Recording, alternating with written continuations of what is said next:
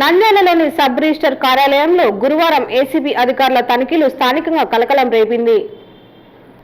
Nandyal sub register కార్యాలయంలో senior assistant గా పనిచేస్తున్న గోపాలరావుకు ఆదాయానికి మించి ఆస్తులు ఉన్నాయన్న ఆరోపణలతో ఏసీబీ అధికారులు ఏకకాలంలో కర్నూలులోని గోపాలరావు నివాసంలో, నంద్యాలలోని సబ్ రిజిస్టర్ కార్యాలయంలో సోదాలు నిర్వహించారు.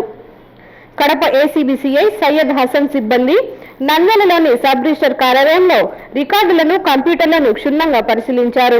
గురువారం ఉదయం నుంచే కార్యాలయాల తలుపులు మూసివేసి తనిఖీలు ప్రారంభం కావడంతో కార్యాలయంలోని కార్యకలాపాలు అన్ని ఆగిపోయాయి.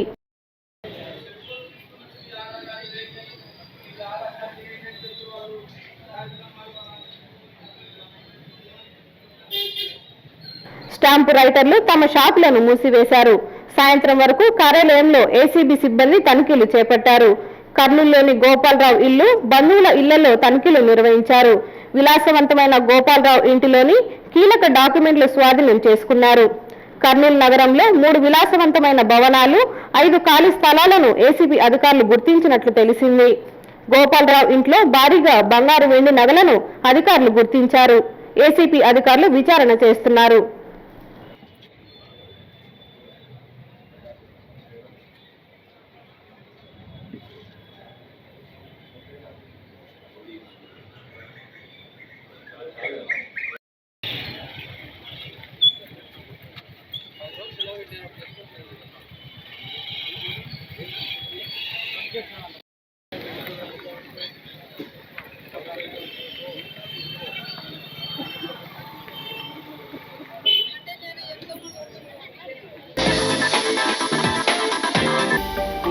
హలో అండి, నేను మీకు Rakshitha. Please to subscribe Nandyal communications.